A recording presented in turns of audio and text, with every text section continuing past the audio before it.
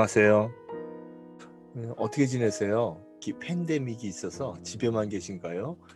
일주일에 한두 번은 운동하시지요? 몸짱을 보면 많이 부러워요. 군더더기를 뺀 사람을 몸짱이라고 합니다. 그래서 군더더기를 빼면은 글짱이 되는지요? 네. 오늘 또 글을 수정해 보겠습니다.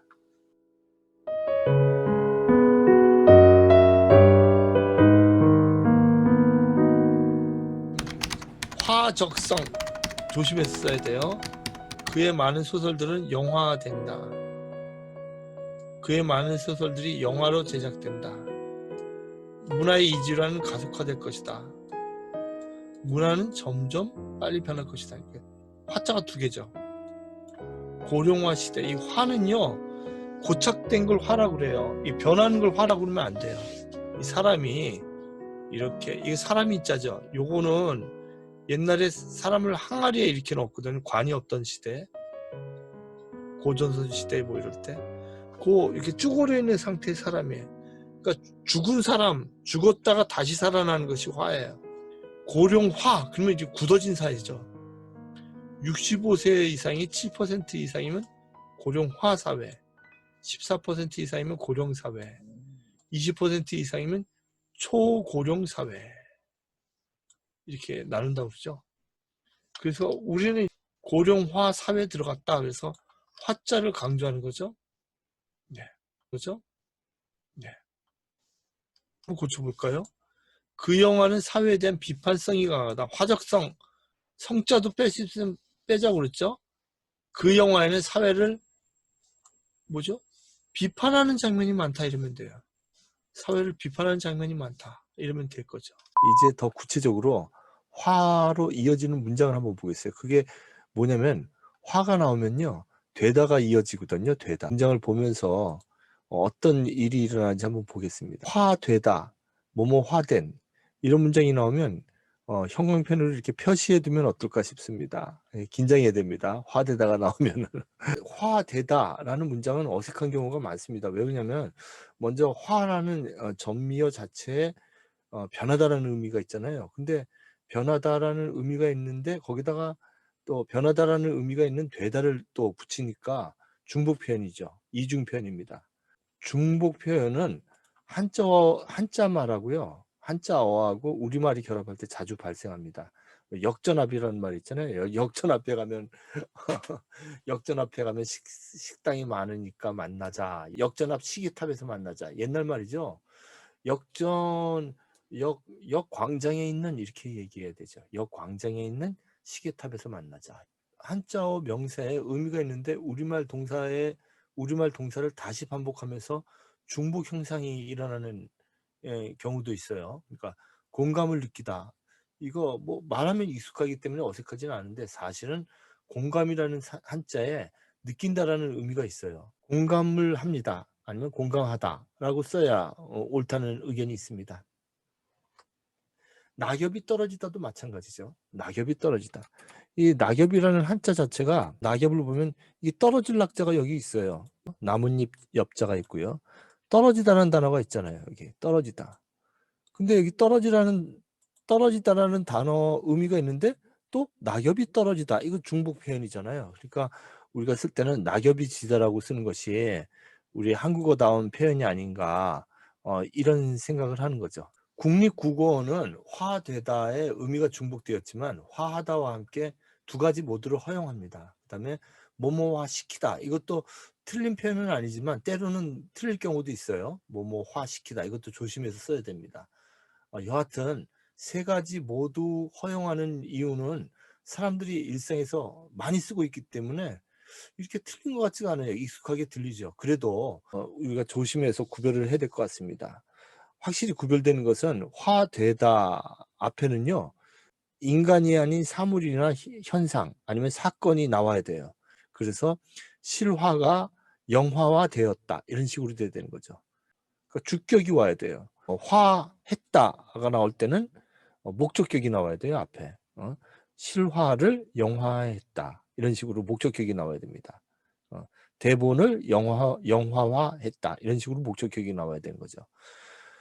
실화가 영화화되었다는 문장처럼 앞에 사물이나 사건 등의 주격이 오면 피동형이 올 수밖에 없고 화되다가 자연스럽다는 주장이 있습니다. 주자증이라 할 것 없이 한국 사람이라면 실화가 영화화했다라고 엉뚱하게 말할 사람은 없어요. 다 한국 사람은 실화를 영화화했다 이렇게 나오죠. 물론 실화가 영화화되었다가 틀리지는 않지만 사물이나 사건을 주어로 쓰면 어색한 경우가 많습니다. 영어를 많이 쓰면서 아이즈드, 나이즈드 뭐 이런 수동형이 많이 쓰이는 것 같아요. 그래도 화되다를 화하다로 쓰는 편이 일단은 우리말에 조금은 가깝게 들려요. 가령 스페셜라이즈드, 전문화하다. 전문화되다보다 전문화하다가 좀 어울리는 것 같아요. organized를 갖다가 조직화되다. 좋지만 조직화하다로 고치면 좀 우리말처럼 들리는 감이 있죠. 되었다를 다 하다로 바꾸면은 그러면 앞에 있는 주격을 목적격으로 바꿔야 되겠죠. 급속화되었다, 노후화되었다, 가속화되었다는 중복 표현이니까 하다로 고치면 좋죠. 그러니까 급속화하다, 노후화하다, 가속화하다. 이게 쉽게 고쳤지만 그리 마음에 들지 않아요. 마치 몸에 안 맞는 옷처럼 답답해 보입니다. 이럴 때 아예 우리말로 바꾸면 좋습니다. 아예 우리말로 바꾸는 겁니다. 그러니까 급속화되었다. 이건 뭐 빨라졌다. 노후화되었다. 이건 낡아졌다. 가속화되었다. 더 빨라졌다. 이렇게 고치는 거죠. 조금은 자연스러운 것 같아요. 근데 중복 표현인 화되다를 피하려고 화하다를 썼지만 어딘가 내키지 않아서 우리말로 다 바꾼 경우죠. 화되다를 보면 멈칫 저는요 이게 다른 표현이 없을까 이렇게 생각을 하는 거죠. 이제 문장을 다시 고치려고 해요. 화되다는 쓰지 않는 것이 바람직하다고 저는 생각합니다. 꼭 필요한 경우가 아니면 다른 동사로 바꿔서 표현하기도 합니다. 화되다가 어디에 나오는지 한번 보이는 대로 바꿔보겠습니다. 디지털화가 가속화되면서 최첨단 도시는 더욱 단순화되고 있다.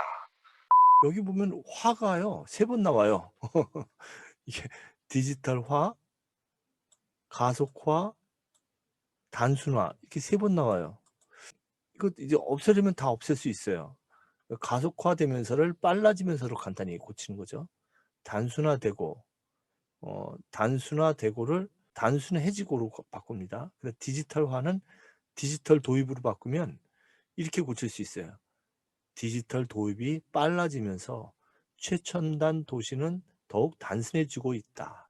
이렇게 쓸 수 있죠. 다음 문장 보겠습니다. 농사가 기계화되면서 근대화가 급속화됐다. 여기도 기계화, 근대화, 급속화 3번 나와요. 여기도 3번 나오네요. 어떻게 고칠까요? 급속화를 빠르게 진행됐다로 바꿀 수 있겠죠. 그러면 농사가 기계화되면서 농사일에 기계를 많이 쓰면서 이렇게 고칠 수 있겠어요. 농사일에 기계를 많이 쓰면서 근대화는 그대로 둘 수밖에 없을 것 같아요. 이건 용어니까. 그죠? 용어니까. 근대적인 상태가 됨. 또한 그렇게 되게 함. 이런 용어니까 그냥 근대화는 그대로 뒀습니다. 고치지 않았어요. 근대화가 빨리 진행됐다. 이거는 완전히 굳어진 표현이니까 앞서 제가 얘기한 바 있죠. 제일 좋은 방법은요. 화를 빼고 이 대다로 고치는 방식이에요. 한번 보겠습니다. 팬데믹이 퍼지면서 비대면 수업은 일상화되었다. 일상화되었다를 일상화했다로 고치려면 주어를 목적어 비대면 수업을 일상화했다로 고쳐야 되겠죠. 근데 어딘가 내키지 않아요. 일상화되었다를 일상화됐다로 고치는 거죠. 그래서 수정하면 팬데믹이 퍼지면서 비대면 수업은 일상이 됐다. 이러면 돼요. 화자를 완전히 빼는 거죠. 그럼 그 다음 문장 다 화자 한번 빼볼까요? 한번 읽어보겠습니다. 위안부 합의는 무효화됐다. 어떻게 고칠 수 있죠? 위안부 합의는 무효가 됐다. 그죠? 화자 빼면. 또 수락산에 있는 노원구는 공원화됐다. 어떻게 고칠 수 있죠? 수락산에 있는 노원구는 공원이 됐다. 이렇게 고칠 수 있죠. 또 미얀마는 군부 쿠데타로 폐허화됐다. 화자 빼보세요. 미얀마는 군부 쿠데타로 폐허가 됐다. 이렇게 고치는 겁니다. 근데 가장 좋은 거는 뭐냐면요. 이 됐다를 다른 동사로 바꾸는 거예요. 예를 들면 수락산이 있는 노원구는 공원화됐다. 이걸 수락산이 있는 노원구는 공원이 늘었다. 이렇게 고치는 겁니다. 그래서 완전히 단어를 바꾸면은 완전히 화를 탈피할 수 있겠죠. 아름다운 이야기를 소설화했다. 이거 어떻게 바꾸죠? 아름다운 이야기를 소설로 썼다. 발전하는 모습을 영화화했다. 발전하는 모습을 영화에 담았다. 네, 이런 식으로 뒷부분을 완전히 동사로 바꾸는 겁니다. 소설로 썼다, 영화에 담았다. 그 문장이 이걸로 바꿔질 때까지 고치는 겁니다. 이 마지막 문장으로 바뀔 때까지 저는 문장을 고치고 또 고칩니다. 마음에 드는 문장을 얻으려면 이 군더더기를 빼야 돼요. 그러니까 계속 군더더기를 빼서 그걸 근육으로 만들어야지 몸짱이 되잖아요. 튼튼한 몸이 되죠. 비계덩어리가 근육이 되겠죠. 그런 것처럼 우리 그 필요 없는 단어들을 다 이렇게 의미 있는 단어로 바꾸는 겁니다. 화되다, 화된이 나오면 형광펜으로 표시해두는 습관이 필요합니다. 교정할 때 고쳐야지 따지기 위해서 일단 표시해두는 겁니다. 글 쓰는 것이 어떻게 보면 쉽습니다. 아주 단순 노동이에요. 어떻게 보면 계속 부지런하게 성실하게 자기 글을 다듬고 다듬으면 아주 좋은 문장이 될 수밖에 없습니다. 오늘은 여기까지 하겠습니다. 다음 시간에 뵙겠습니다.